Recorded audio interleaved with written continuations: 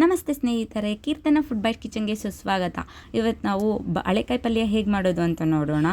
ಮೊದಲಿಗೆ ಒಂದು ಪಾತ್ರೆಯಲ್ಲಿ 1 ಸ್ಪೂನ್ ಎಣ್ಣೆ ಹಾಕ್ಕೊಂಡು ಸಾಸಿವೆ ಹಾಕಿ 1 ಈರುಳ್ಳಿ 1 ಟೊಮೆಟೊ ಮತ್ತು 2 ಎಸಳು ಕರಿಬೇವನ್ನ ಹಾಕಿ ಚೆನ್ನಾಗಿ ಫ್ರೈ ಮಾಡಿ. ಇದು ಚೆನ್ನಾಗಿ ಫ್ರೈ ಆದ ನಂತರ ಆದಮೇಲೆ ನೀವು ನೆನೆಸಿಟ್ಕೊಂಡಿರೋ ಮೊಳಕೆ ಬಂದಿರೋ ಹೆಸ್ರು ಕಾಳು ಇರುತ್ತಲ್ಲ ಅದನ್ನು ಹಾಕ್ಕೊಳ್ಳಿ. ಅದೊಂದು 200 ಗ್ರಾಮ್ ಆದರೆ ಸಾಕು. ಮತ್ತು ಒಂದು 6 ಬಾಳೆಕಾಯಿನ ಚಿಕ್ಕದಾಗಿ ಕಟ್ ಮಾಡಬೇಕು. ಚಿಕ್ಕದಾಗಿ ಇಲ್ಲಿ ತೋರಿಸ್ತಿದ್ದೀನಲ್ಲ ಈ ಥರ ಕಟ್ ಮಾಡಿ ಫ್ರೈ ಮಾಡಿರ್ತೀರಲ್ಲ ಅಲ್ಲ ಅದಕ್ಕೆ ಹಾಕಿ ಮಿಕ್ಸ್ ಮಾಡಿ.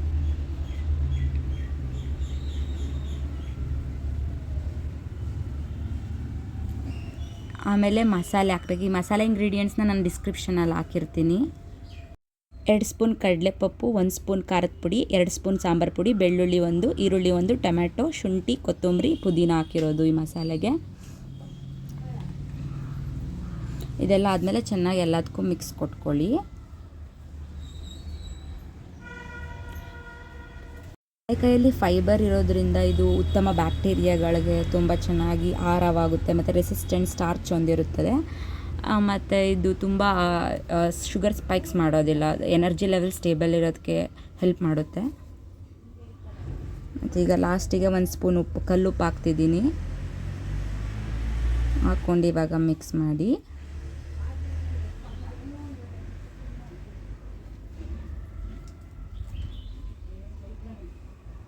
ಈಗೆಲ್ಲ ಮಿಕ್ಸ್ ಆಗಿದೆ. ಇವಾಗ ನಾನು ಒಂದು ಲೋಟ ತೋರಿಸ್ತಿದ್ದೀನಲ್ಲ ಅದರಲ್ಲಿ 2 ಗ್ಲಾಸ್ ನೀರು ಹಾಕಿ ಮುಚ್ಚಳ ಮುಚ್ಚಿ 1 ಕೂಗಿಸಿ ಸಾಕು. ಯಾಕಂದರೆ ಎಲ್ಲ ಮೆತ್ತಗಾಗಿರುತ್ತಲ್ಲ ಫ್ರೈ ಮಾಡೋ ಬೇಕಾದರೆ ಅದಕ್ಕೇ 1 ಕೂಗಾದರೆ ಸಾಕು. ಈಗ ಎಲ್ಲ ನೀಟಾಗಿ ಮಿಕ್ಸ್ ಕೊಟ್ಟು 1 ವಿಷಲ್ ಬಿಡಿ. ಈಗ ನೋಡ್ಬೋದು ಘಮಘಮವಾದ ಬಾಳೆಕಾಯಿ ಪಲ್ಯ ರೆಡಿ ಆಗಿದೆ. ನಿಮಗೆ ಈ ವಿಡಿಯೋ ಇಷ್ಟ ಆಗಿದ್ದರೆ ಲೈಕ್ ಮಾಡಿ, ಸಬ್ಸ್ಕ್ರೈಬ್ ಮಾಡಿ, ಬೆಲ್ ಐಕಾನ್ ಪ್ರೆಸ್ ಮಾಡೋದು ಮರಿಬೇಡಿ. ಧನ್ಯವಾದಗಳು. ಮುಂದಿನ ವಿಡಿಯೋದಲ್ಲಿ ಸಿಗೋಣ.